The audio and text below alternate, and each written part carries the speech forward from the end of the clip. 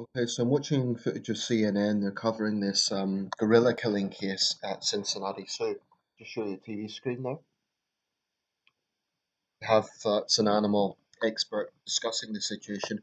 I wasn't really going to make a video about this, but it's a bit different from my usual videos, so just comment a little bit about it. Uh, cut a long story short. I say a long story because there's a lot of speculation about it. A little boy fell into the gorilla enclosure at Cincinnati Zoo in Ohio. Um, and a large Western Lowland male gorilla. There's a headline actually. CNN has backlash over gorilla killing.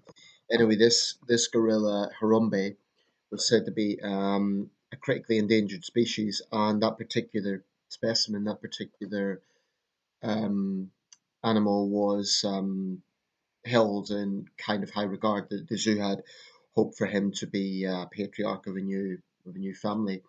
Um, so this little boy fell into the enclosure, and the zoo officials took the decision to shoot dead Harambe. Now, the response almost immediately has been one of dismay and very, very strong criticism of the family and the parents of the little boy. Remember, he's 4 years old. Um, what seems to have emerged is that the kid actually clambered in between wire fencing and got through quite a complex security mechanism in order to get into the enclosure. So this kid, I don't know if he was just curious or what it was, but he was obviously determined to get in. Not that we can blame a child because he's only 4 years old. 4-year-olds do stupid things. Um, and anyway, they took that decision to shoot the gorilla. One of the main questions has been why wasn't the gorilla tranquilized? Um, the zoo officials say that wouldn't have happened immediately. It would have still had strength for a while before it collapsed. Um, Looking at the footage from what I've seen, does look like quite a dangerous situation. The gorilla was dragging the little boy around.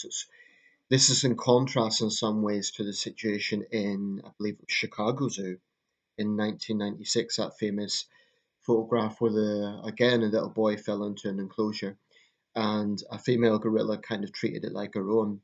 That received widespread attention, widespread focus. Um, the thing is, people are always quick to judge these situations without really knowing the outcome, and I think that's something that we've all been doing. I responded pretty fast as well, I have to admit. Um, but I did say that we have to know the whole situation with this. If if they had taken no action and that gorilla had seen little boy as a rag and let's say torn him to shreds on camera, you can imagine the backlash the zoo would be facing would be far greater than this. It would be horrible to watch. People are angry, but there is a curious thing about human nature sometimes that, especially in America and Europe, people tend to treat animal lives as almost more important than human lives. People are going on about it being a precious animal and humans are barbarians and all this sort of thing. Wait a second. Every animal in nature defends its young. So why should human beings be any different?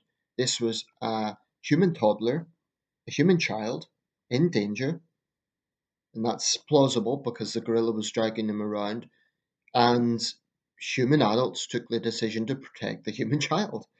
So I don't see that as particularly outrageous. I see it as common sense. Initially, I wasn't sure why they hadn't used a tranquilizer. Now the zoo has clarified that, and I'm content with that answer because they know more than I do. Who am I to question that? Um, so I think people need to really consider the situation. Now, one of the main points has been criticism of the parents, and I must admit I find it very hard to understand how any parent could let their 4-year-old clamber into an enclosure of a wild animal without noticing it. At the same time, excuse me, at the same time, I'm reluctant to be too judgmental because I wasn't there. Um, and the best parents in the world can make mistakes. but this is quite a mistake. They have kind of hit back. They've thanked all those who have sent support, and they've also hit back at the critics, saying parents make mistakes. There might well be a legal situation emerges from this. There have been protesters angry about the killing of this gorilla who are saying justice for Harambe. There may be claims and counterclaims. The family may sue the zoo for, well, I don't know what ground they would have. The zoo may sue the family for trespassing, allowing their child to trespass into a forbidden area. Um, this, whatever the outcome is, it should be just looking. They're still covering this here. Um, whatever the outcome, it needs to be a lesson. There are those who say that zoos altogether should be banned. I think there is some justification for that rationale. At the same time, though, not every zoo is the same. There's a huge difference between a zoo which focuses on conservation and looks after the animals as opposed to a shithole zoo that basically treats animals like dirt. And I've seen that firsthand. I reported it. I came across a so-called zoo in China. It was disgusting conditions. I reported it to an animal welfare charity in Hong Kong, or more to the point, my colleague did. I assisted her, I should say.